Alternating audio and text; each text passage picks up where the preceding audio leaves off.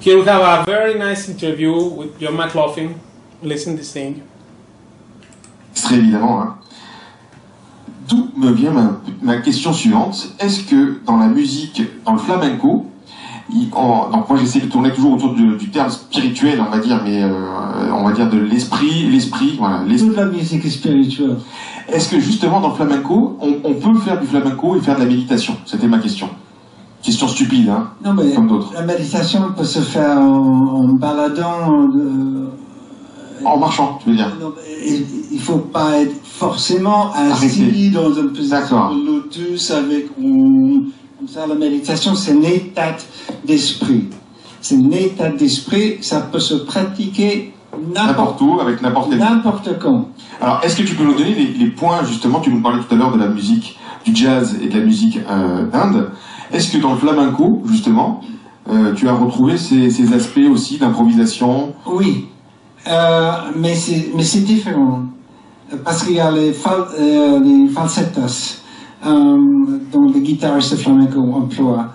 Les falsettos, c'est un, comment dire, un passage qui conforme à la progression, à la séquence du morceau, mais ils ont un vocabulaire assez énorme de falsettos qu'ils peuvent employer à n'importe quel moment. Mais je dois rentrer dans le passé, parce que le flamenco, c'est très, très cher à moi. Eh oui, tu as commencé dans le flamenco. Tu as commencé en écoutant du flamenco quand tu étais tout petit. Exactement. Donc, à 14 ans, j'ai découvert le flamenco et j'ai voulu devenir guitariste. Du flamenco. Eh oui, tout à fait. Vraiment, ça m'a frappé. Mais là, dans mon petit village où j'habitais, ils n'ont jamais entendu du mot. C'est quoi le flamenco? Flamenco? Flamenco, c'est quoi? Eh bien, mais j'avais heureusement un de mes frères qui était à l'université de Manchester. Donc, et là, à côté de là où il habitait, dans un pub anglais, il y avait à la fin de chaque mois, le vendredi, le dernier vendredi du mois, un vrai guitare flamenco. Donc tu allais le voir. Quitté l'école. Tu séchais l'école alors. À la fin de chaque mois. Oui, j'ai eu des gros ennuis à cause de ça, mais je m'en fichais pas mal. Donc je faisais autostop jusqu'à Manchester. Ah oui, à 14 ans. Ah oui, quand même. Hein. Et mon frère, je restais avec lui. Et puis il m'a amené dans le pub. On avait le droit d'aller à 14 ans? Oui, c'était un peu truqué, mais, mais ça va, je balançais sur les points. Mais de voir les vrais musiciens comme ça, c'était encore plus... C'était absolument formidable. Donc flamenco est resté et reste toujours la musique extrêmement proche en fier, parce qu'il y a la passion.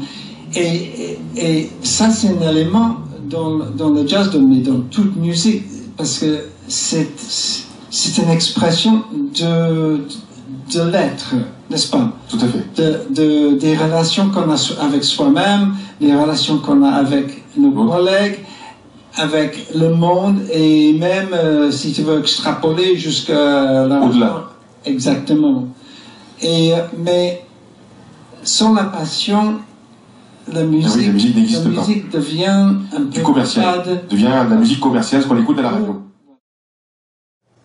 Well, he was always for improvisation and very influenced with the music of John McLaughlin as well. This intro is composed by John McLaughlin. Listen it, the masterly way how he played this, and then link it to his Entre Dos Aguas composition. which will have a very nice solo of Carlos Benavente.